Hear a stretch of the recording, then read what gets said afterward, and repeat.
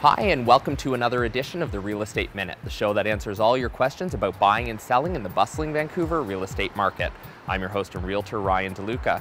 We're joining you today from a West End multi-million-dollar condominium project to talk about what you need to do to buy, sell, and renovate those million-dollar condos. So joining us today, we have John Routier of Summer Lane Finishing Co., and he's going to talk to us a little bit about the renovations that went on in this particular space that'll get it the most money when it comes time for the owners to sell. John, thank you so much for joining us today. No problem. Maybe we can start off and you can tell us a little bit about the floors, because when they originally purchased this unit, you were telling me there were like 4 different flooring styles in here.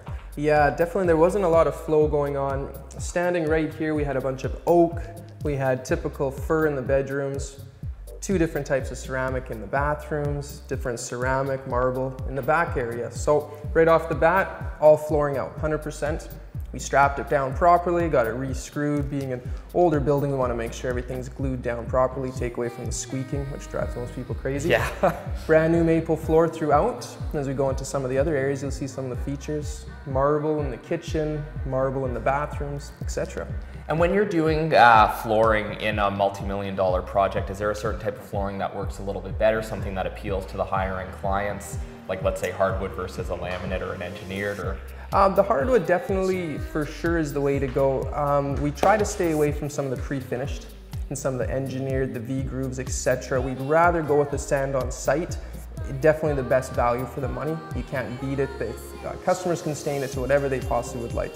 Now I want to talk a little bit about the bathrooms, because originally we had 1 half bath and 1 full bath in the 2 bedrooms respectively. Yeah. We've now changed that to 2 full bathrooms. We definitely, the master suite wanted to have a soaker tub, a good amount of storage so that you could come in and have a good utility bathroom. The second bathroom, to kind of change it around, we got rid of an old 5-foot standard tub and put in a walk-in shower.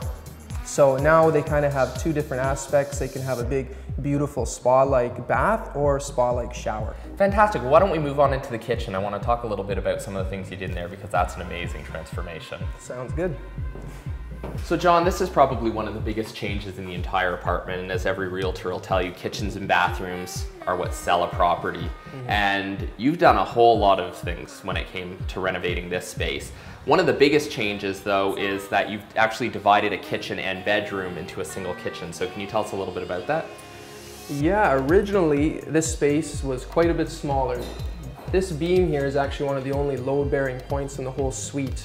As a result, there used to be a wall in here with a 30-inch pass-through, which, if you could believe, acted as an old bedroom in here. So right away, this screamed to let's open this up, to enlarge in this kitchen so we can bring the millwork all the way through now. The other thing you've changed is the old island, which used to sit in the middle of the kitchen, which had the stove on it, and you put it over on this wall. Yeah. So what is the benefit in opening up the space and removing an island? Because that's sort of a feature a lot of people usually ask for, is they want that island. In the suite that we have here, we still don't have overly a lot of room in this kitchen. So the island here made it a little bit awkward, kind of to the left or the right, 2 people couldn't fit by each other. So right away, we pushed the gas cooktop into this wall. With losing some of the storage, we started to build in some other features. We started to put a wall oven with microwave unit over here.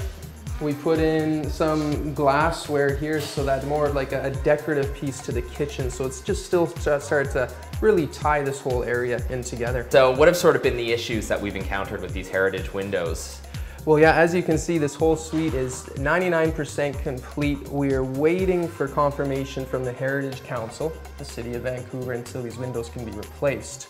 So they're old, single glazed. Many seals are panes are broken. Sashes don't close properly anymore. There's some rotting, but until we actually get approval from the Heritage Commission, there's not too much we can do about it. So with all the amazing information we've received today, here's 5 tips you need to remember when buying, selling, or renovating that multi-million-dollar condo. 1, make sure when renovating that your design appeals to the greatest number of buyers possible. Designs that are specific to your taste will make the property more difficult to sell. 2, discuss with a realtor what sorts of returns a renovation on your property can have. With million-dollar properties, you're already dealing with a very small market of buyers, so be conscious that your renovation costs don't push you right out of the market. 3, make sure you list the property at an appropriate time of year. Winter and summer seasons tend to be a bit slower in the real estate market. List your property just before the busy season to reap the highest rewards. 4. In a slowing market, expect the million-dollar listings to take some of the greatest hits in market value. Listen to your realtor when it comes to pricing. They can give you the greatest amount of knowledge when it comes to pricing your property properly.